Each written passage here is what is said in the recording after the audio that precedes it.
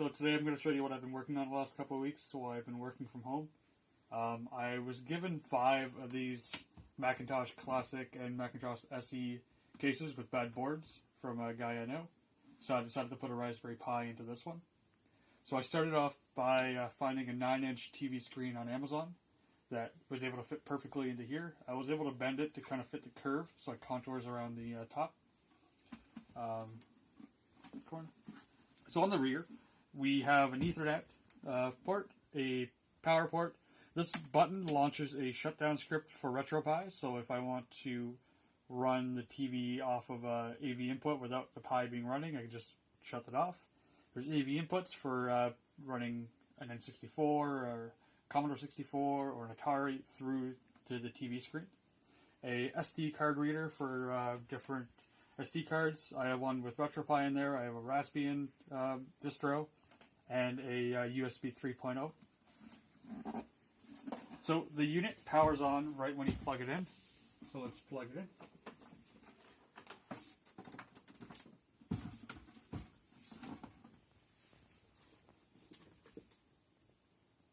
The blue light on the front there is a hard drive indicator, but other than that, I tried to keep it as stock looking as I could.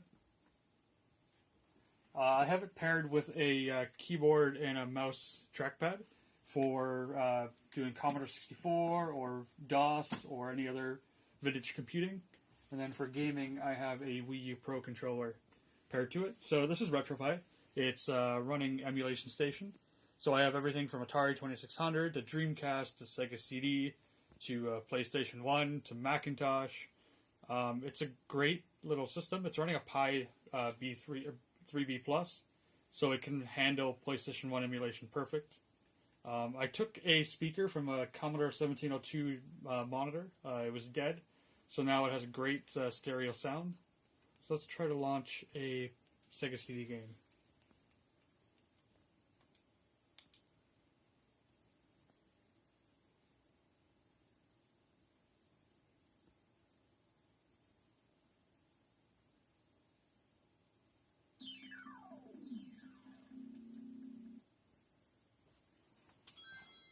And because it's a TV, I have a remote for it too, so I can quickly change the volume.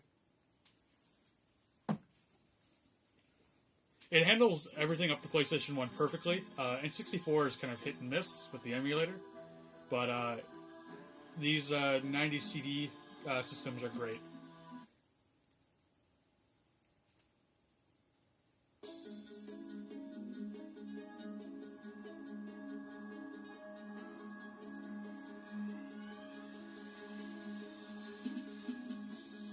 Okay, now let's cut out of there. I have it loaded with everything pretty much from 2600 to Vectrex to 2800 to Commodore 64. I have DOS games on there, Commander Keen, I have Quake, I have Doom, I have Wolfenstein. One thing I like about it a lot is that I can play my vintage computers on there using a keyboard, so I can load up something like Lunar Lander. Let's start that.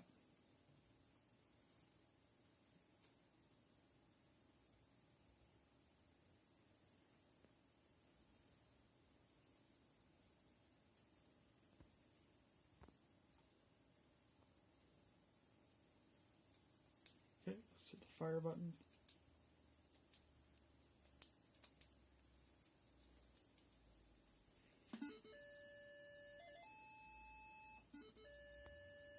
Now I'm going to try to play this kind of off to the side so I can't really see.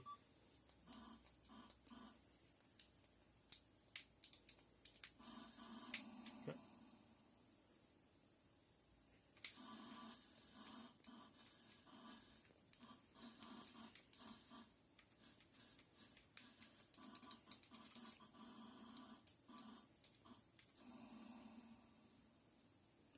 Okay, so let's get out of there.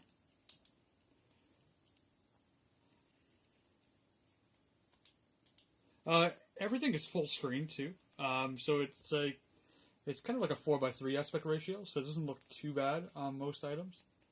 So let's go to play some Pokemon. I can easily drag and drop ROM images over the network. I can also putty into it. So getting ROMs onto it is super easy. So I can make my ROM hacks and just drag and drop them in.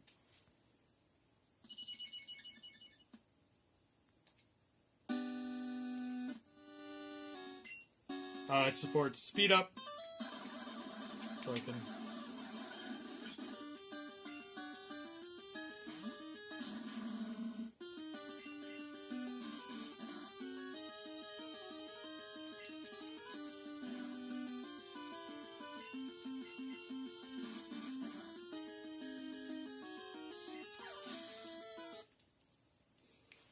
I think my favorite thing about it is that because I'm using a TV and I ran the AV pass-throughs to it, I can hook up my game consoles to it if I don't want to feel like emulating it.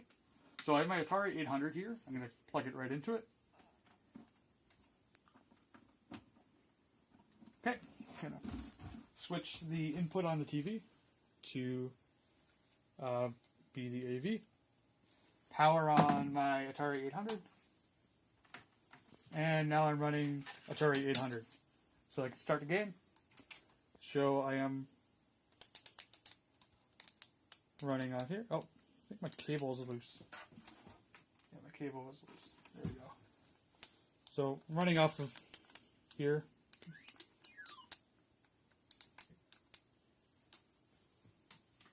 And when I'm done, I can just switch it back to the AV input.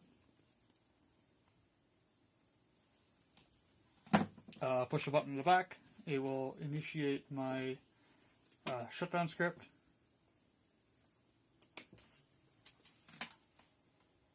And yeah, that's it. So it's very lightweight, very portable. I like it a lot. I like the way it turned out. I like that I can run full Raspbian on there and have a full desktop experience in a form factor of a Macintosh Classic. Okay, thanks for watching. Bye.